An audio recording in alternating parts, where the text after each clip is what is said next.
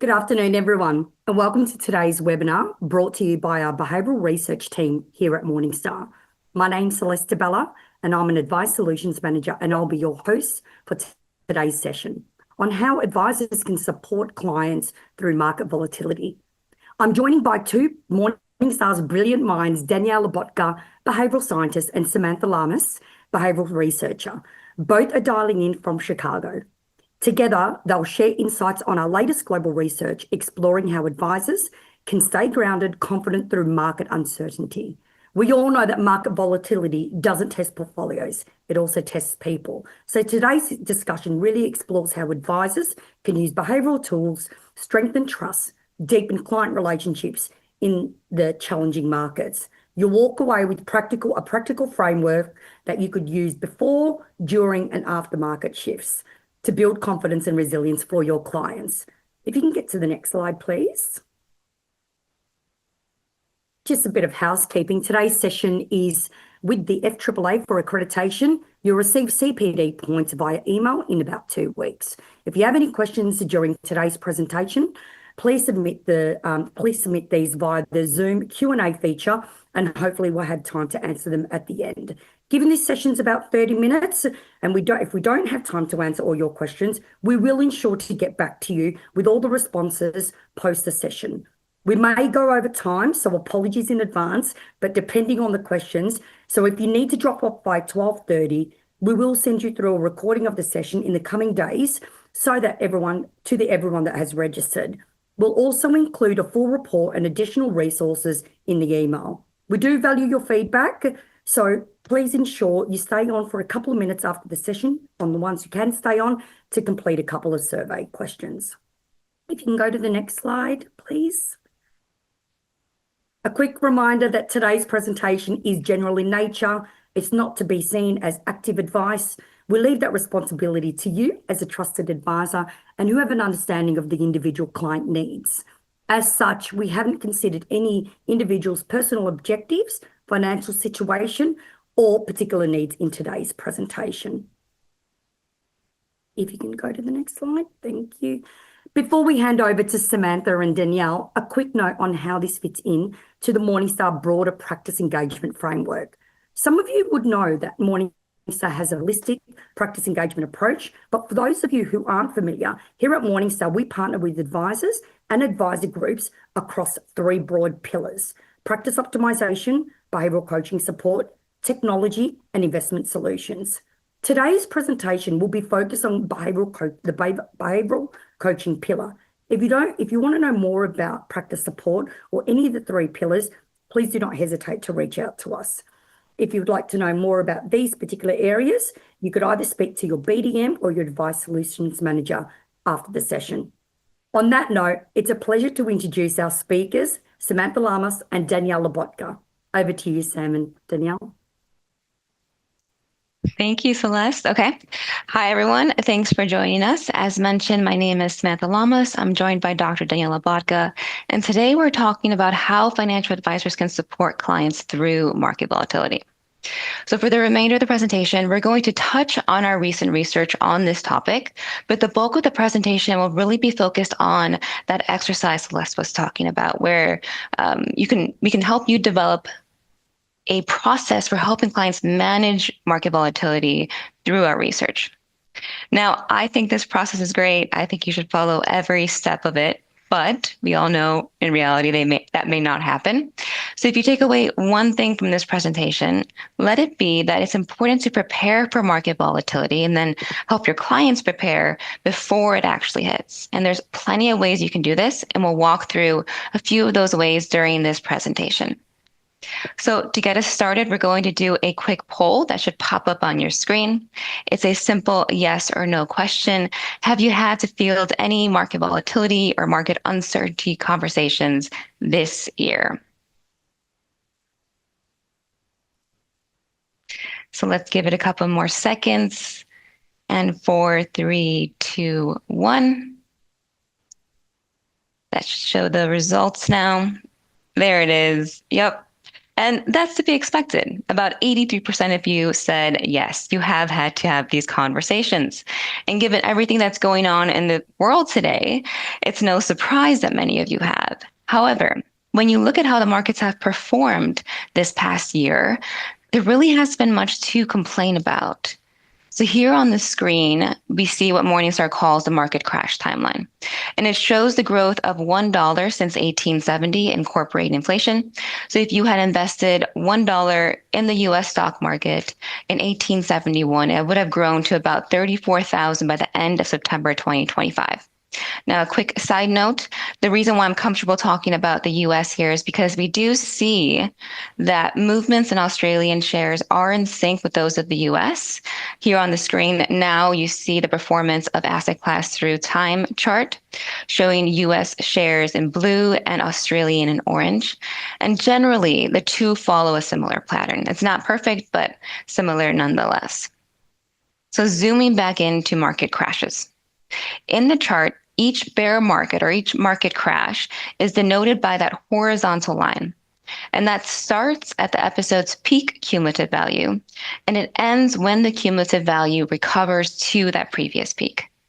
So when we look at recent years, even during the unprecedented times of COVID and the multitude of jump scares we had this year alone, the volatility that we've experienced is nothing compared to previous instances. I think we can all recognize that. So not only does this chart really show us the enormous benefits of staying invested for the long term, but it also demonstrates that many of today's investors have no experience with a true market crash, the one that lasts months or years, not just a couple of weeks or days in some circumstances. And those investors who maybe were active in previous market crashes, they were active investors, they may have gotten complacent given the run the market has had the past couple of years. They may have forgotten that feeling of fear and dread when the market's crashing and it doesn't seem to be improving anytime soon. Now, let me ask you a question. Whether you were a practicing advisor then or not, do you think this is a good time to be making investment decisions right at the market drop of the 08-09 housing crisis? Right when the market's dropping, your portfolio is hemorrhaging money. I think we can all agree that the answer is no. In fact, it's during times like these that our emotions are running wild, our biases are taking over. We aren't thinking long term. We're probably not making the best investment decisions. And overall, this is not the time to develop a plan to help your clients manage market volatility. The time to develop such a plan is before volatility hits. Again, it's important to prepare clients as much as you can for these instances that could make or break their portfolio. So to help you understand how to do that, we asked the experts, which are financial advisors like yourself, people who have experience guiding clients through market volatility and have seen them through it. So in our study, we ran a survey with a group of advisors with the goal of understanding their experiences and the challenges that they faced while supporting clients through market volatility. These advisors are part of Morningstar's Behavioral Research Circle. This is a panel of advisors who are passionate about helping investors succeed and who understand that psychology and behavioral science play a role in that success. If you're interested in participating in this panel, we will have a QR code at the end of the presentation, so stay tuned. For this study, 47 advisors participated, and we had quite a diverse group regarding multiple variables. So regarding age, advisors ranged from 26 to 72 years old.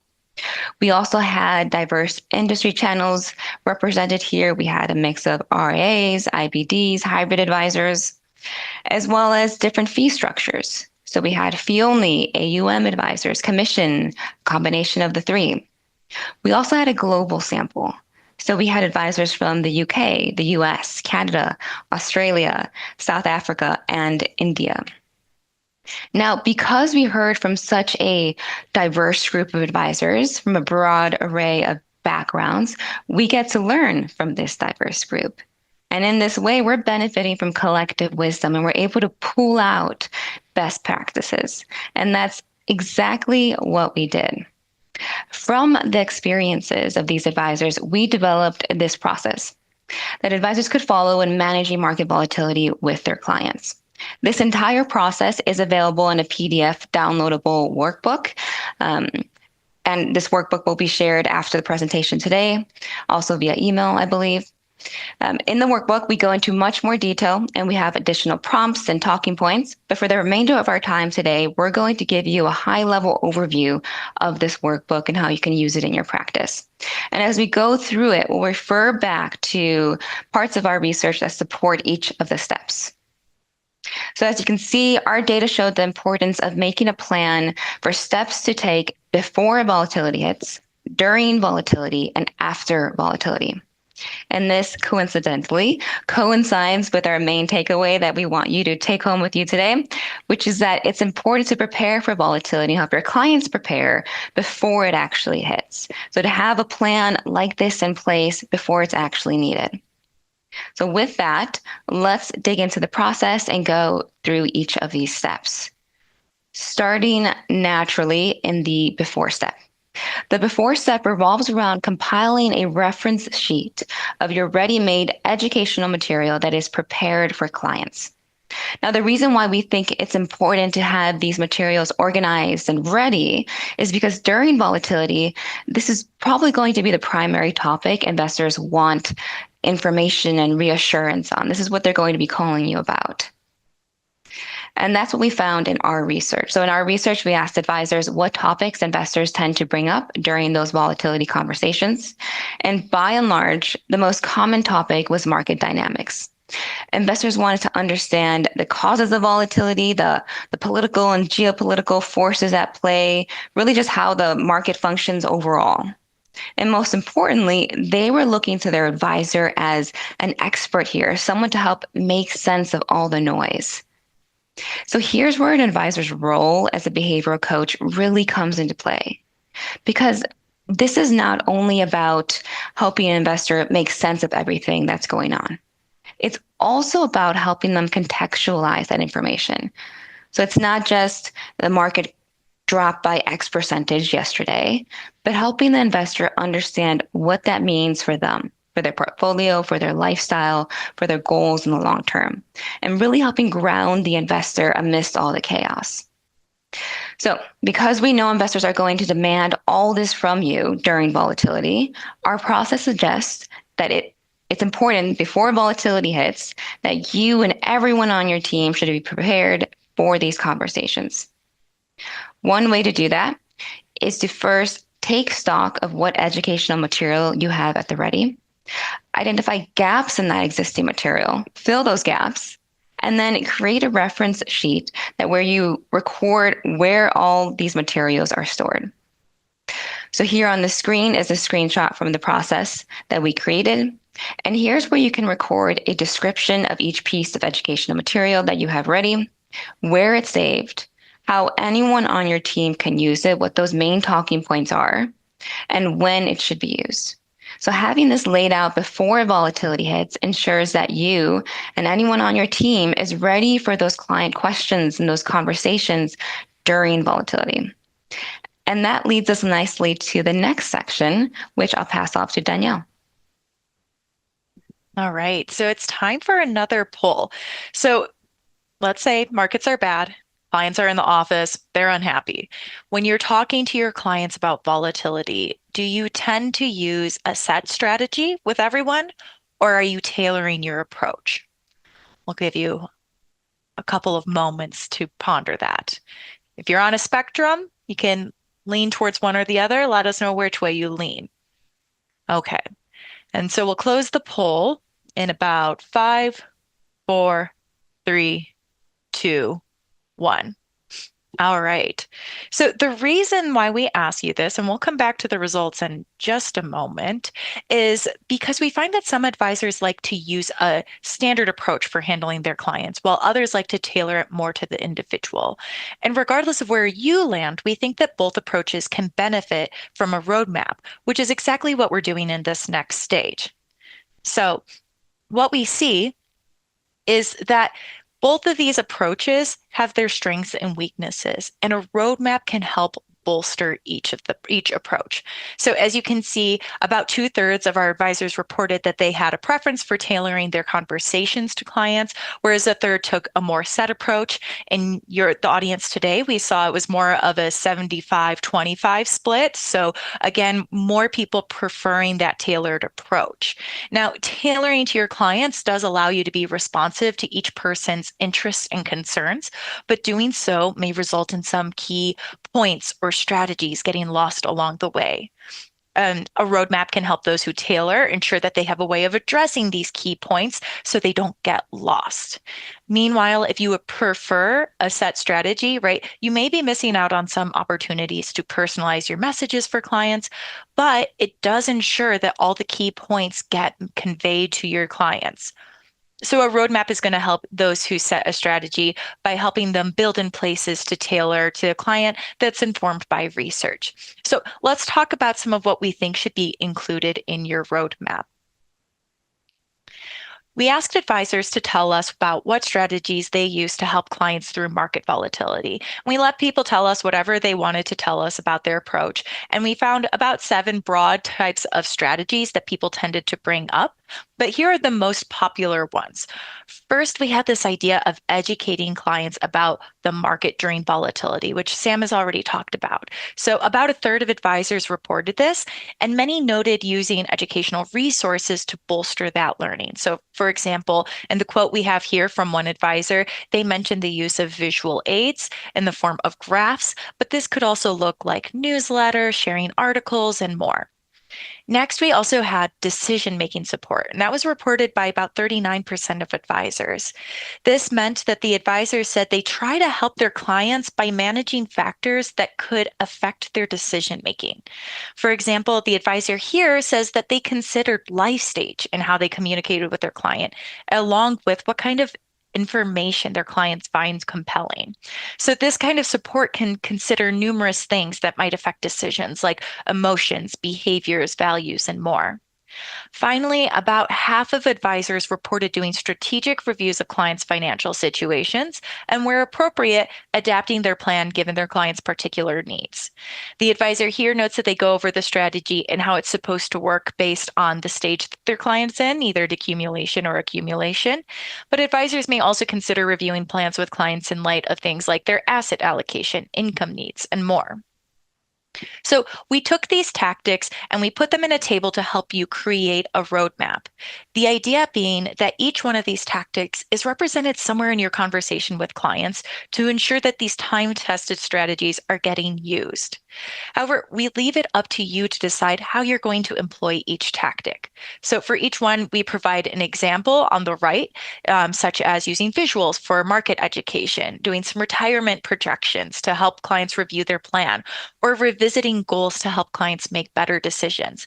But these are just examples. So we've left a lot of space for you to put in what kinds of key points, strategies, actions you like to take that you think works well for you and your clients.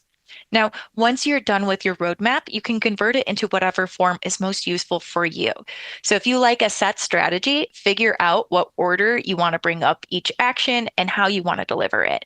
But if you like to tailor for your clients, create a checklist to use while talking to clients to ensure that each tactic is taken. Now, one thing I'll note is that when you look at that full workbook that we've created, which again will be available to you after this presentation today, there's actually more tactics included here. So there's 6 total. And so we do recommend doing all 6. I'm not presenting them, not because they're not important, but because we only have so much time today. All right. So finally, we want you to review your roadmap. In the military, there's a saying, no plan survives first contact with the enemy. And we believe that's true here as well. Though your preparation is certainly going to be helpful, we know that our first shot at anything is probably not going to be our strongest, but we can improve with subsequent iterations. So let's talk about some reasons why your roadmap might change after you've tried it out. For one, your plan's going to change to reflect you. We asked our advisors how they've changed handling volatility since they started as an advisor. And every advisor, except for one who must have been very confident, gave us at least one thing that they did differently. Most commonly, advisors identified that they had found ways to improve their communication. For example, a few advisors mentioned being able to better talk about technical issues at a level that their clients could really engage with. Additionally, advisors mentioned that they felt more confident in their investing knowledge. So that changed how they talked to their clients, because when they said that the market would rebound, they actually believed it because they had seen that it happened. Finally, advisors said that they also just got better at reassuring clients. Now, not to toot our own horn, but some said that their knowledge of behavioral finance had helped them better understand how they could build confidence and calm in their clients. So you're going to change, so your plan should reflect that as well. But your plan should also change to reflect your clients. We asked advisors if they noticed any commonalities among the clients who reached out for help during market volatility.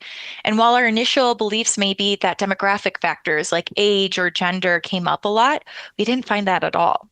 Instead, the patterns advisors noticed with their clients tended to be grounded in their financial experiences and needs. So you will want to review your plan based on how your clients responded to it.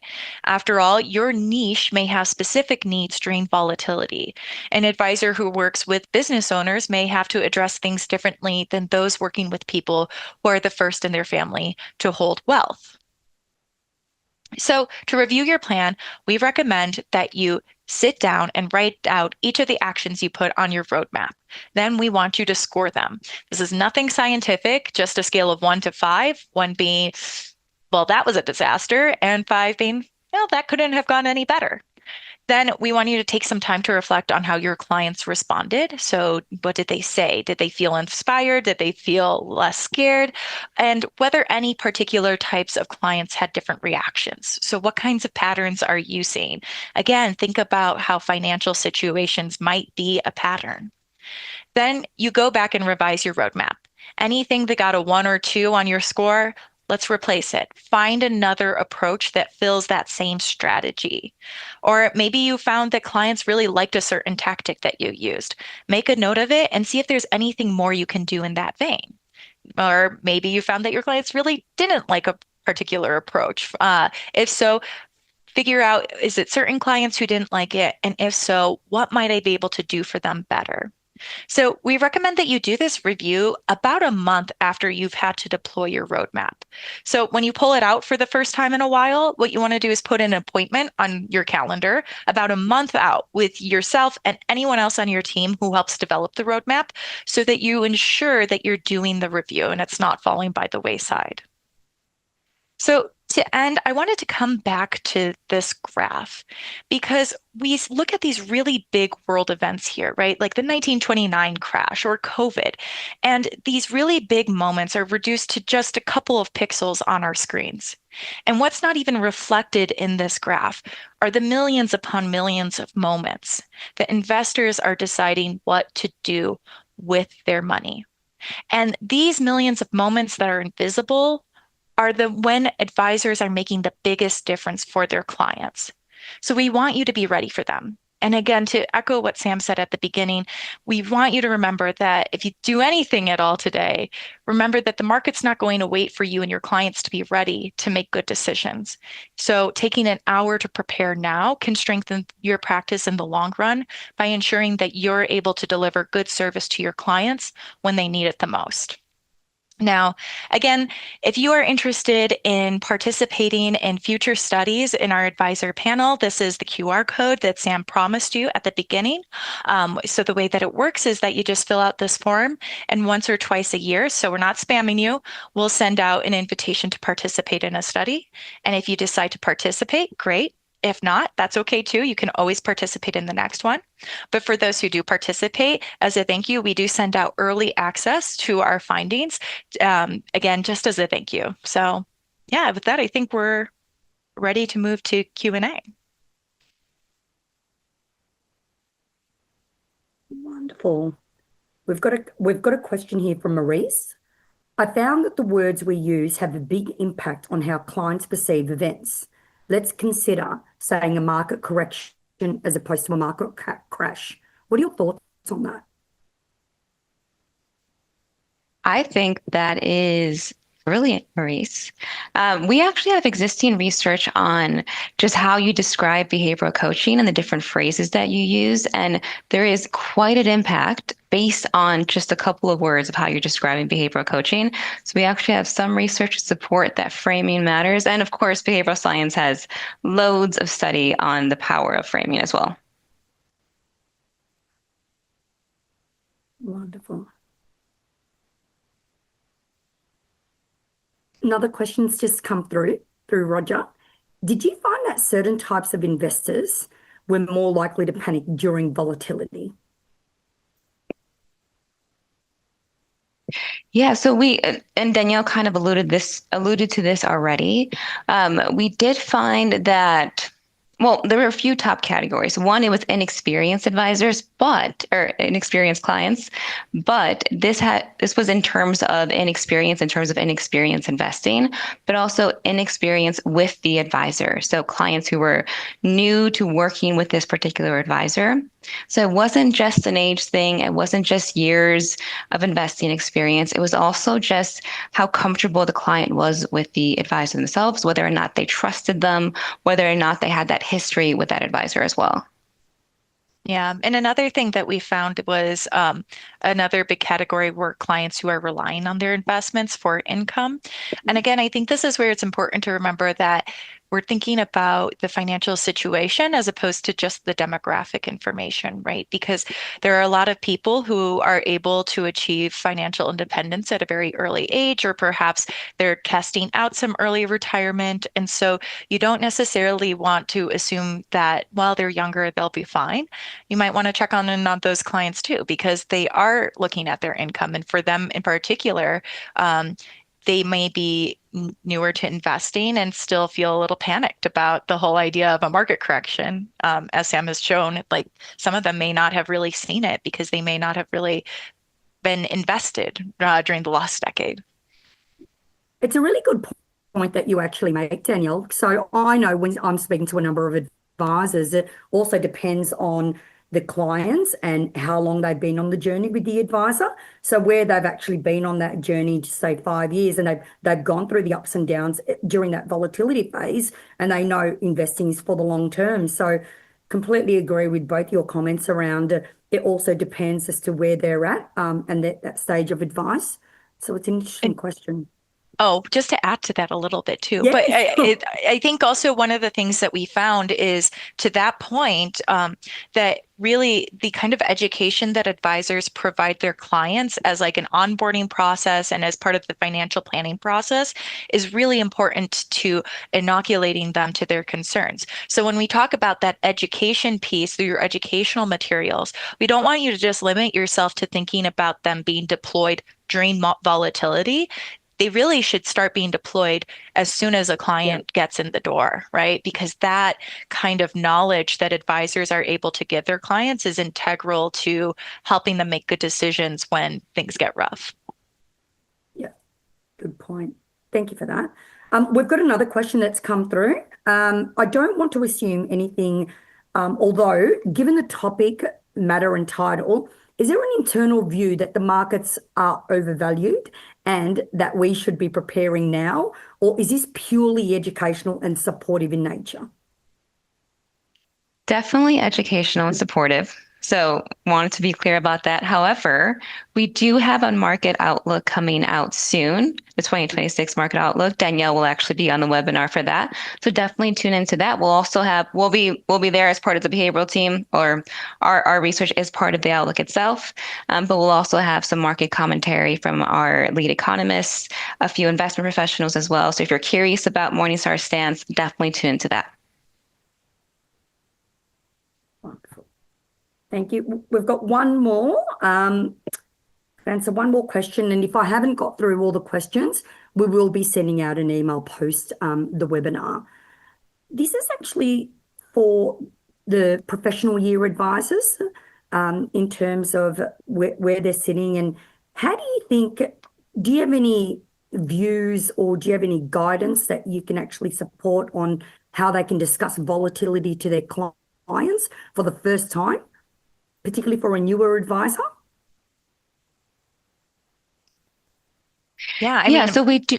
Oh, go ahead. There's a bit of a well, I was lag, gonna so say, go ahead. yeah, I know there's a bit. I would say if you're in your, professional year, starting out with working on through this workbook is actually a really great approach to start to think about what kinds of tactics you're going to use, and also something that I think is really helpful in terms of how can I be sure that this is good before I have a client panicked in my office is, to sit down and pick the brain of a senior advisor in your practice and say, here are the things that I was looking to incorporate into these conversations. What do you think about that?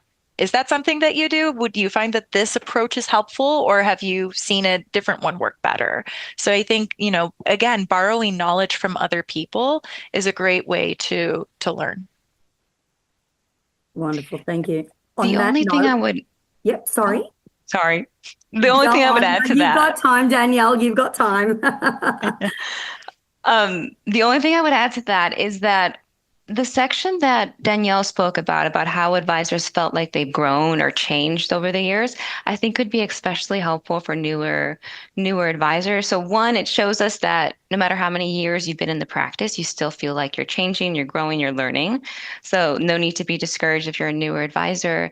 But what I found really compelling about that part was that a lot of advisors alluded to the more personal side of financial planning and how they've grown and speaking to clients about market volatility. It is about that relationship side, that relationship angle of being a better communicator, being a better listener, having more confidence in your investing principles. So maybe tuning into that part of the research might be helpful as well. Wonderful. Thanks, Sam. Thank you both so much, Danielle and Samantha, for the fantastic insights. And thank you to everyone who has joined in today and your participation in completing the poll and the questions. I hope you're walking away with fresh ideas. And yes, of course, we'll be sending off the workbook on how to bring clarity and calm to your client conversations. And the key notes I've pointed out is before, during, and post the volatile markets. Here at Morningstar, we actually help connect clients at a deeper level through technology, investments, and behavioral insights. So please reach out to your advisor solutions manager, which we'll bring up a slide of who the contacts are from a national perspective. Also, stay tuned. We've got 2 webinars coming up. Samantha's raised one of them, the Outlook 2026, and the next one, the power behind Morningstar's managed portfolios. So stay tuned. An invitation has been sent out. On behalf of everyone at Morningstar, thank you for spending time with us today. And now if you could complete a short survey after the webinar, that would be fantastic. Have a wonderful afternoon, and we look forward to seeing you at our next session. Thank you. Any advice in this video is general advice prepared by Morningstar without reference to your objectives, financial situation, or needs. You should consider the advice in light of these matters and any relevant product disclosure statement before making any decision to invest.